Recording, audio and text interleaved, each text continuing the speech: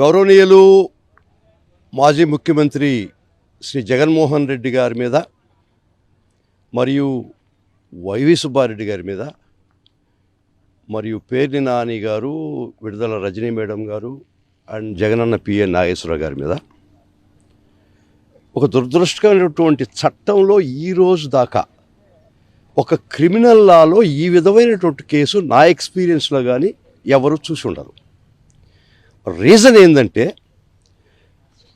18/6/2025 around 10:30-11 in the morning ఒక accident జరిగినట్టు అది ఎఫ్ఐఆర్ క్రైమ్ నంబర్ 640/2025గా రిజిస్టర్ చేశారు. దానిలో కాలం అన్నోన్ వెహికల్ గుర్తు తెలియనటువంటి వెహికల్ ద్వారా బండి ద్వారా యాక్సిడెంట్ జరిగిందని రిజిస్టర్ అయింది. తర్వాత ఆ రోజే ఎస్పీ గారు 18వ జూనే ఈవినింగ్కి ఒక ప్రెస్ కాన్ఫరెన్స్ పెట్టాడు. చదివినిపించాల్సినటువంటి పరిస్థితి. ఈ యాక్సిడెంటు AP 26 CE 0001 అనే వెహికల్ స్పెసిఫిక్గా యాక్సిడెంట్లో ఇన్వాల్వ్ అయింది. వారి మీద తదుపరి చర్యలు తీసుకుంటున్నామని ఎస్పీ గారు ప్రెస్ కాన్ఫరెన్స్ పెట్టి బిఫోర్ ది మీడియా ఈ came by evening of 18th morning ఇది జరిగింది. ఈవినింగ్ ప్రెస్ కాన్ఫరెన్స్ పెట్టి ఒక particular car Tata safari AP 26 CV 001 అనే వెహికల్ స్పెసిఫిక్గా ఈ బండి యాక్సిడెంట్ జరిగింది, జగన్మోహన్ రెడ్డి గారు ప్రయాణిస్తున్నటువంటి కారు కాదు, వేరే కారు అని చెప్పడం జరిగింది. అందుకని ఆ కార్ డ్రైవర్ను కూడా నాకు తెలిసినంత వరకు అరెస్ట్ చేసి స్టేషన్ బెయిల్ ఇవ్వడం కూడా జరిగింది. ఆ కారు కొద్ది రోజుల దాకా నల్లపాడు పోలీస్ స్టేషన్లో ఉంది. ఇది వాళ్ళు చెప్పినట్టు యాక్సిడెంట్ చెప్పినటువంటి వెహికల్.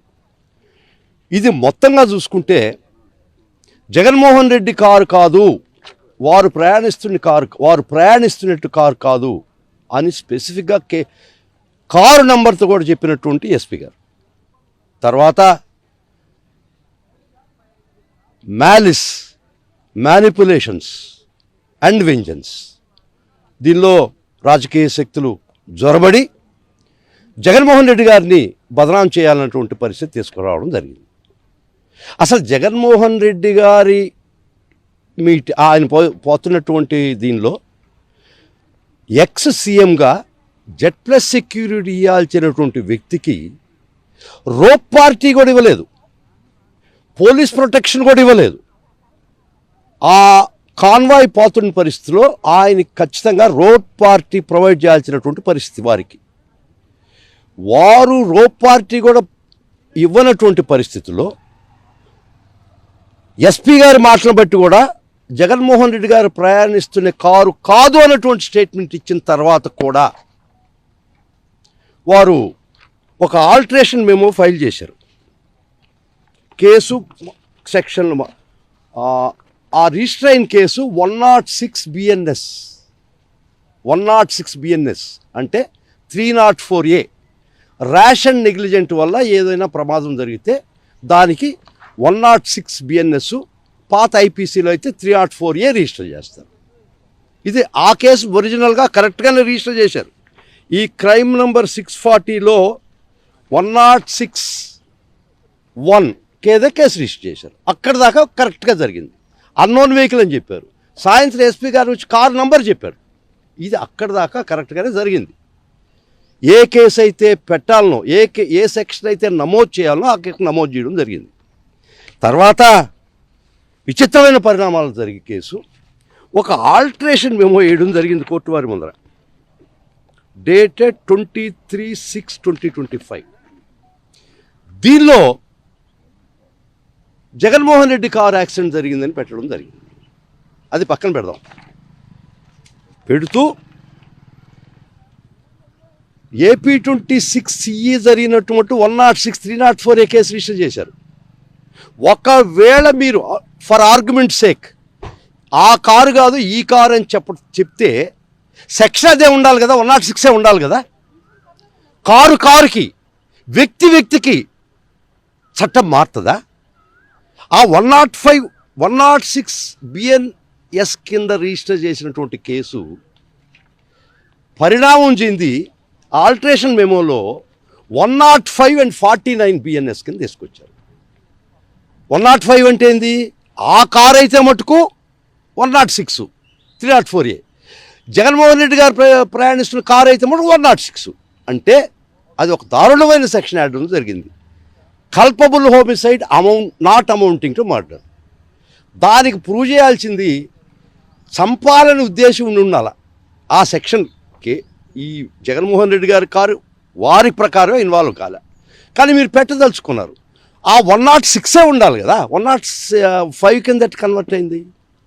ఇంకా మరి విచిత్రమైన విషయం, ఏ క్రిమినల్ లా తెలిసిన వ్యక్తి కూడా మినిమం అర్థమయ్యేది, క్రిమినల్ లాలో వైకేరియస్ లయబిలిటీ లేదు.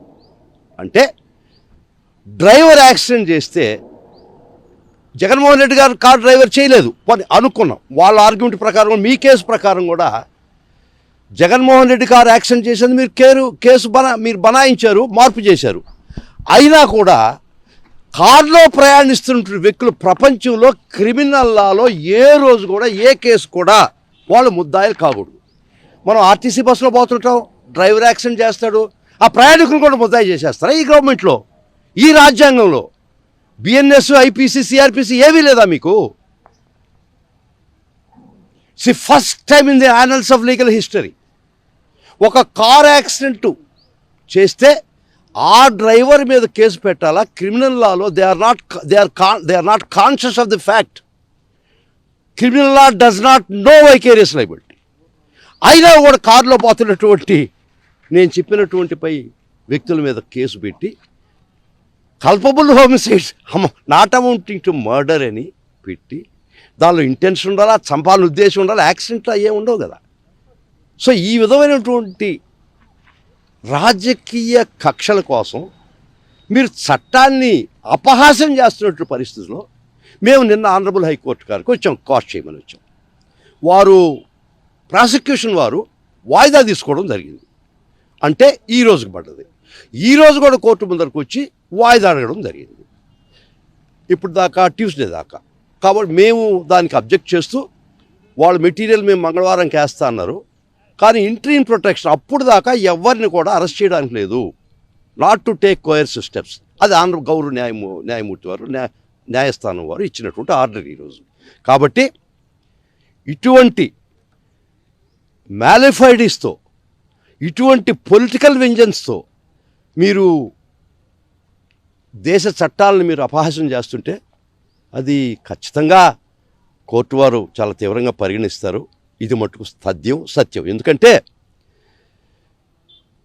మీరు ఫస్ట్ రిజిస్టర్ చేసింది 106 304A ఆ కారుకి, ఏ కారుకి అది అన్నోన్ వెహికల్ అని పెట్టినా కూడా ఆ యాక్సిడెంట్కి పెట్టింది 304A 106 బిఎన్ఎస్.